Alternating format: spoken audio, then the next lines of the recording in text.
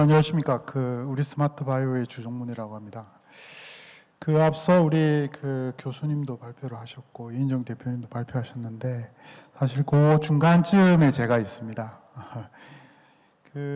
여기 보시는 것처럼 CEA라는 것을 아마 익숙하신 단어들일 거라고 생각이 듭니다. 우리가 이제 보통 번역을 한다고 하면은 환경 제어 농업이라고 하죠. 네.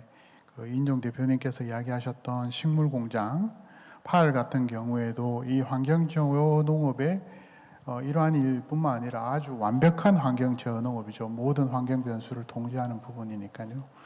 저도 제가 2004년부터 시작해가지고 이쪽 분야에 관심을 가지고 이제 2011년에 창업을 하면서 이제 완전한 환경 제어 농업 식물 공장 일을 했습니다. 그렇게 해왔는데 우리 인정 대표님께서 이야기하셨던 것처럼 사실 돈 벌기가 쉽지 않습니다.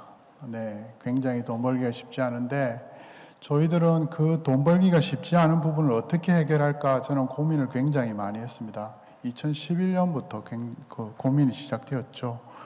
그 고민의 결과가 이제 우리 교수님께서 이야기하셨던 농업의 확장이었습니다. 특히나 제가 이제 포인트로 잡았던 부분은 뭐냐면은 아까 그린바이오 소재에서 이야기하셨던 것처럼 앞에 전방 산업에 있는 업체들 이쪽에다가 저희들이 한번 집중을 해야 되겠다. 특히나 식품 산업 같은 경우에는 누구나 접근할 수 있는 부분이기 때문에 저희들이 투자 비용 대비 효용성을 갖다는 찾기가 힘듭니다. 그래서 투자 대비 효용성이 높으려고 하면은 저희들이 투자한 만큼의 식물 자체의 부가가치를 높일 수 있는 부분이 되어야 되는데 그렇게 하면 어떻게 부가가치를 높일 수 있을까?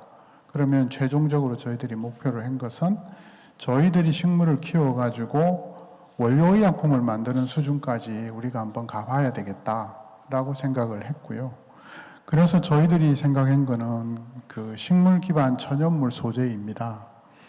근데 이제 식물 기반 천연물 소재를 갖다는 이렇게 딱 이야기를 하면 대부분 하시는 말씀이 뭐냐면은 아니 의약품을 만드는 데 있어서 합성의약품이면 단가도 굉장히 싸고 충분히 우리가 만들 수 있는데 왜 굳이 돈 많이 들여가지고 식물의약품을 할 거냐라고 물어봅니다. 그런데 문제는 뭐냐면은 합성의약품들은 단일 물질을 단일 병증에 적용을 하게 됩니다. 이렇게 될 경우에 무슨 문제가 발생하느냐면은 첫 번째가 내성이 생깁니다. 많이 먹으면. 그리고 두 번째가 뭐냐면 부작용이 많이 나타납니다.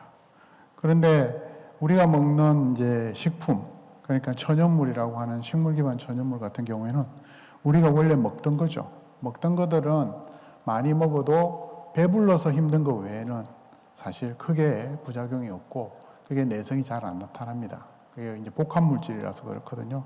그러면 왜 내성에 대해서 이야기를 드리느냐? 지금 여기 보시는 것처럼 지금 현재 대다수의 선진국들은 고령사회로 이전을 하고 있고요. 고령사회에 계시는 분들이 가지는 가장 큰 문제점이 뭐냐? 만성질환이 많습니다. 대다수의 환자들이 당뇨라든가 고혈압이라든가 이런 만성질환들을 보유를 하고 계시죠. 그러면 그 만성질환은 사실은 뭘 하나 먹어가지고 바로 나을 수 있는 게 아닙니다. 그거는 꾸준히 관리해야 되고 내가 죽을 때까지 평생 동안 관리해야 되는 겁니다. 그런 관리의 툴로서 이 식물의약품이 적극적으로 확장이 되면 되겠다라는 게 저희들 생각이었는데요. 그러면 왜 그렇게 비싼 수직 농장, 스마트팜을 가지고 식물 바이오를 하면은 돈이 될까? 그거는 현재 우리나라에서 생산되고 있는 대다수의 농산물들, 이런 식물의약품이나 건강기능식품에 적합하지 않기 때문입니다. 왜 그러냐면은, 지금 제가 한번 보여드리면, 여기 보시는 것처럼, 기본적으로 원료의약품이 되려고 하면은, 사실 첫째는 우리가 생산하고 있는 농산물, 즉 식물 기반 천연물이 표준화가 되어야 됩니다. 이 표준화라는 게 중량이 똑같아야 된다든가 색깔이 똑같아야 된다든가 이런 게 아니라 효능을 나타내는 성분들이 똑같아야 됩니다. 그러니까 패턴이 똑같아야 돼요. 뭐 성분 자체가 뭐 많이 들어있다 이런 것들은 둘째 문제입니다. 우리가 예를 들어서 인삼이라고 하면은 인삼이 가지고 있는 뭐 30여 종의 진세노사이드 성분 중에서 우리가 타켓으로 하는 한 15종류를 갖다는 포인트를 준다고 하면은 이 15개 종류의 진세노사이드가 적절한 수준으로 동일하게 포지션을 차지하고 있어야 돼요. 뭐 예를 들어서 RE가 뭐 15% 있으면 RG3 같은 경우에는 몇 %가 있어야 돼요. 이런 식으로 패턴이 똑같아야 됩니다. 근데 우리나라뿐만 아니라 전 세계적으로 노지 농업이 이루어지는 모든 식물들은 그 자라는 환경에 따라서 식물이 가지는 대사 성분 패턴들이 다 틀립니다. 왜냐? 날씨가 뜨거울 때는 자기 몸을 보호하기 위해서 파이토케미칼을 다르게 잡아냅니다. 그리고 날씨가 영 비가 많이 올 경우에는 얘가 또 다른 물질을 만들어냅니다. 그렇기 때문에 똑같을 수가 없어요. 그래서 첫째는 품질 보증이 안 됩니다. 의약품 원료로 갈기 위해서는. 그래서 대다수의 우리가 천연물 의약품이라고 하는 곳들은 그냥 단일 물질을 싸게 추출할 수 있는 많은 물질을 함유하고 있는 농산물만 가져다가 추출했습니다. 근데 그거는 합성의약품이랑 큰 차이가 없어요. 예, 그런 부분이 있고요. 두 번째는 사실은 이거는 이제 제가 우리 수직농장 쪽에 관심을 가졌던 문제인데 뭐냐면은 농산물은 계획 생산이 안 됩니다.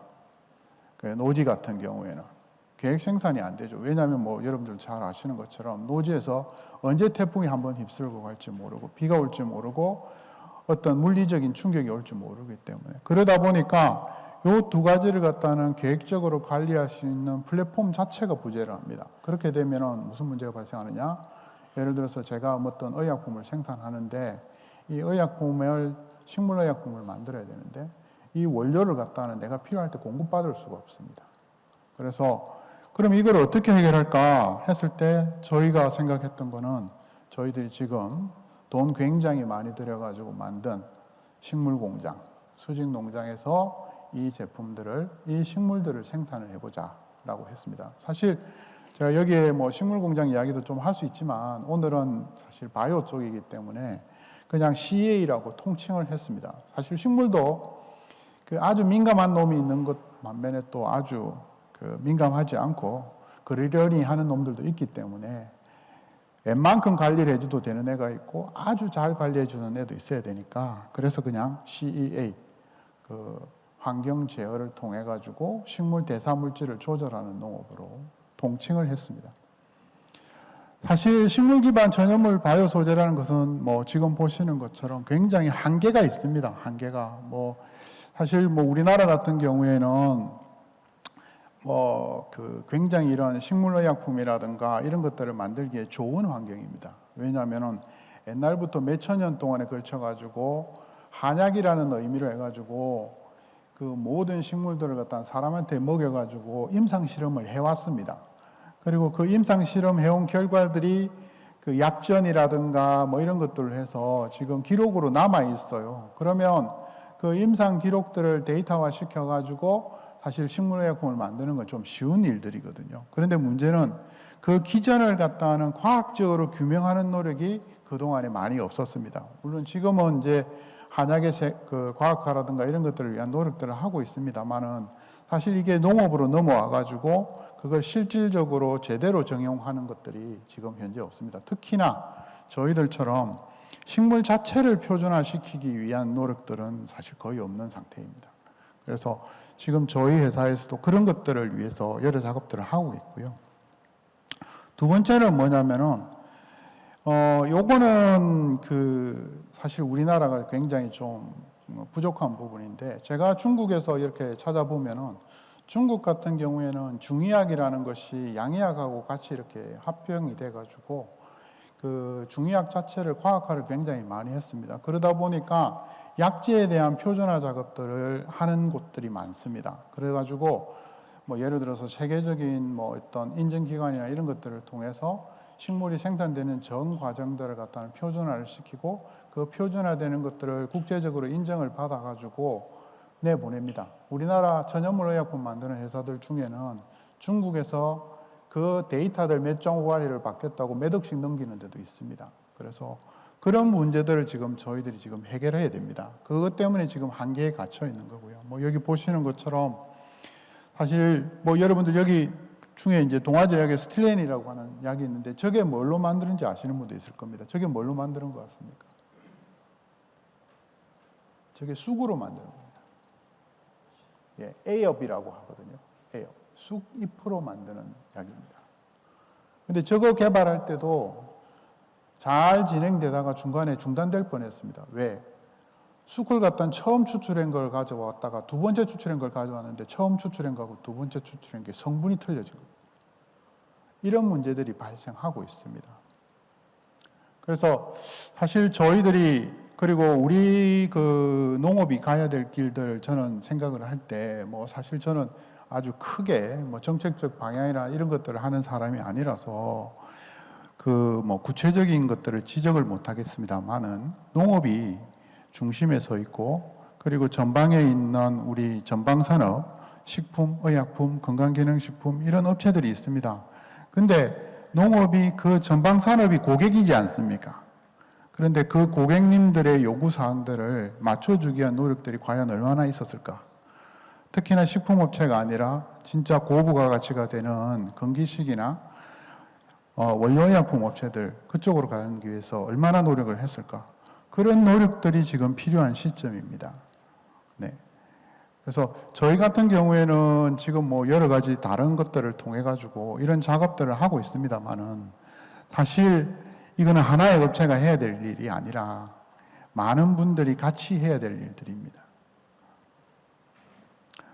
지금 현재는 뭐 여러분들 보시는 것처럼 이런 작업들을 진행을 하고 있습니다. 저희들은 뭐 수직 농장에서 아까 렉마스터 이야기 하셨는데 이런 렉마스터 통해서 뭐 재배를 하고 있는 것도 있고요. 저희들이 아까 말씀드린 것처럼 식물의약품으로 가기 위한 기본적인 구조는 지금 여기 보시는 것처럼 두 가지입니다. 첫째는 모든 환경을 갖다가는 제가 통제를 할 수 있는 수직 농장 정밀 제어 시스템이 하나가 있고 두 번째는 그 환경 변수들을 식물이 성장하는 데 필요한 모든 대사 물질을 조절할 수 있게 하는 이제 대사체 농업 기술이라는 게 있습니다.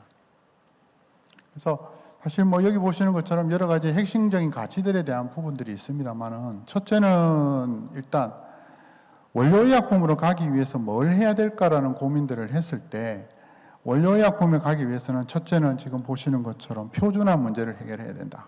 그거를 우리는 수직 농장을 통해서 해결하겠다. 그리고 과학화 문제도 마찬가지고요. 그리고 기능성을 극대화한다는 부분인데 사실은 식물 자체를 갖다는 성장을 할 때 우리가 이런 것들을 생각해 볼 수가 있습니다. 우리가 이제 이렇게 빼빼 마른 사람이 자기가 근육을 키우기 위해서 PT를 받으면 근육질의 남자가 될 수 있죠. 그죠? 그거하고 똑같습니다. 식물도 PT를 받는 것처럼 어떤 식물에다가 특정한 자극들, 온도, 습도, 뭐 여러 가지 음파도 될 수도 있고요. 그런 자극들을 해주게 되면은 식물 안에 있는 대사물질들이 전부 다 달라질 수 있습니다. 그리고 그게를 표준화 시켜낼 수 있죠. 왜냐하면 우리가 수직 농장이기 때문에 완벽하게 환경 통제가 가능하거든요. 그래서 적정한 패턴이 나오는 환경 조건만 찾으면 그걸 반복 생산하면 배치당으로 똑같이 만들어낼 수 있거든요. 그래서 사실 뭐 지금 보시는 것처럼 이런 식으로 해서 저희들은 지금 진행을 하고 있고요.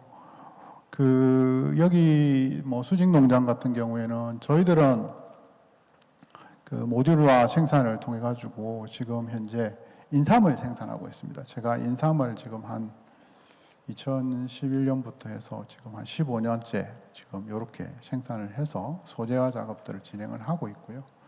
그리고 가장 중요한 것 중에 하나가 뭐냐면은 일단 기본적으로 농약이나 오염원들에서 완전히 불이한 상태가 됩니다. 이게 중요한 이유가 뭐냐면은 식물의약품이라든가 건강기능식품 원료로 넘어가게 되면은 추출 농축이 되거든요. 근데 예를 들어서 인삼 자체에 아주 미량이라도 중금속이 오염되어 있거나 농약이 오염되어 있다면 무슨 문제가 발생하냐면은 농축되면서 농약이나 중금속도 같이 농축됩니다. 이게 제거가 안 되거든요. 그래서 사실 금기식이나 이런 원료들 같은 경우에는 제일 문제점이 해외에서 수입할 때 이런 오염 문제도 많이 있습니다. 그래서 그런 것들도 처리를 하고 있고요. 그리고 또 중요한 게 이제 계획 생산 부분입니다. 필요할 때 필요한 양만큼 생산하는 부분. 그다음에 대사체 농업 기술은 뭐 아까 말씀드린 것처럼 여러 가지 그 PT하고 똑같습니다. 우리가 식물 PT라고 보시면 됩니다. 식물을 갖다는 트레이닝을 시켜가지고 건강하고 튼튼한 식물을 만들어내는 거라고 보시면 됩니다. 예. 여기 보시는 것처럼 우리가 그 PT 할 때 근육 자극을 통해서 몸짱을 만들어내듯이 이런 것들을 만듭니다. 이거는 사실 뭐 저희들이 만드는 기술이라기보다는 농촌진흥청에서 굉장히 오래전부터 진행해왔던 기술들이고, 우리 농대에 계시는 그 전공 교수님들 같은 경우에는 논문으로 굉장히 많이 발표를 하셨어요. 근데 문제가 뭐냐면은 논문까지만 되고 거기 상용화가 안 됐어요. 계속. 그래서 저희들은 그런 논문들을 가져가지고 식물의 성장 과정에 대사를 어떤 식으로 개입할지 경로를 파악만 하면 저희들이 그거를 실험을 해서 레시피를 만들고 데이터를 만들고 기술을 만들고 있다고 보시면 됩니다. 대표적인 게 지금 보시는 것처럼 그 진주에 있는 경상대학교의 그 박기훈 교수님이라는 분이 그 콩 같은 경우에 콩잎인데요. 콩잎 안에 이제 여성 갱년기 증상을 완화시키는 게 있습니다. 그러니까 여성 갱년기 증상을 일으키는 게 뭐냐면은 여성 호르몬인 에스트로겐이 줄어들어서 그런 거잖아요. 그런데 여성 호르몬을 직접적으로 몸에 맞으면 무슨 문제가 발생하느냐면은 암이 생깁니다. 예. 그런데 그 여성 호르몬과 유사한 유사체가 이소플라본이라는 게 있는데 그게 콩에 많이 들었어요. 그런데 대부분 어디 들었냐면은 콩잎이나 콩깍지에 들어있거든요. 그런데 그거를 식품으로 못 먹으니까 여기에다가 자극을 줘서 콩잎에 그게 들어가도록 만들었습니다. 그래서 콩잎 장아찌나 이런 걸 먹으면 자연스럽게 해결될 수 있게 이런 작업들을 하셨거든요. 그래서 그런 것들을 사실은 기술적으로는 제가 볼 때는 우리나라 연구자분들이 굉장히 잘 하셔가지고 만들어놨는데 이게 그 다음 단계가 연결이 잘 안 됩니다, 지금. 그래서 그런 것들을 진행을 하고 있습니다. 사실 저희들은 목표로 하고 있는 게 지금 보시는 것처럼 식물의약품 시장입니다. 요게 제가 식물의약품이라는 단어를 굳이 쓴 이유가 뭐냐면은 우리나라에서는 천연물의약품이라는 게 있어요. 천연물의약품인데 요게 무슨 그게 있냐면은 천연물의약품은 광물이나 동물도 포함이 됩니다. 그리고 또 대다수가 뭐냐면은 추출 정제를 통해 화학의약품과 거의 동일한 형태로 검증이 되도록 되어 있습니다. 근데 미국에서는 오히려 이걸 갖다는 보타니컬 드럭이라고 해서 식물의약품이라는 걸 만들고 가이드라인을 만들어서 지금 현재 굉장히 빠르게 진행을 하고 있습니다. 그리고 시장도 커지고 있죠. 지금 보시는 것처럼 2033년 기준으로 한 742억 달러 정도까지 지금 확장이 될 거라고 합니다. 근데 여기에다가 지금 우리가 식물 기반의 건기식까지 포함을 하면은 한 2천억 달러에서 3천억 달러까지 확장이 됩니다. 그래서 저희들은 최종 타켓은 이제 식물의약품, 보타니컬 드럭 쪽을 포인트로 잡고 있고 그 중간 과정으로 이제 건강기능식품하고 이런 것까지 같이 연결되도록 지금 하고 있습니다. 보시는 것처럼 뭐 여러 가지 이런 정책적인 뭐 시장 성장의 주요 동인들이 있고요.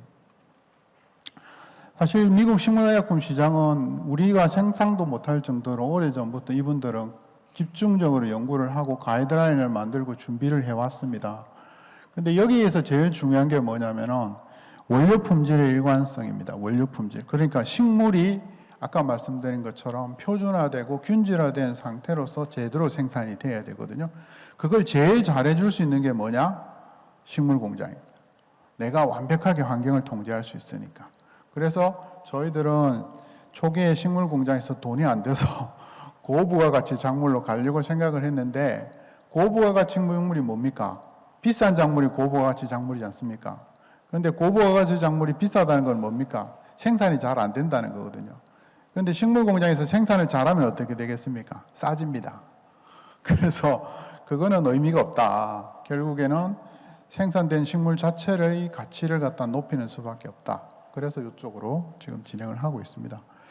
뭐 최종적으로 지금 보시는 것처럼 이런 일들을 하고 이런 제품들을 만들어서 지금 런칭을 하고 판매를 진행을 하고 있습니다.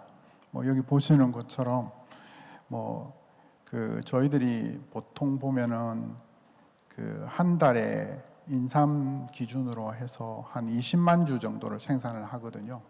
그래서 연간 한 200만 주 정도를 생산을 하는데 그 중에서 한 상위 뭐 1% 정도는 이제 이렇게 현물로 팔고요. 나머지는 지금 여기 보시는 것처럼 따로 추출 정제를 해가지고 건기식도 만들고 식품도 만들어서 지금 팔고 있습니다. 물론 시스템도 팔고 있습니다. 자, 여기까지 제 발표를 마치도록 하겠습니다. 수고하셨습니다.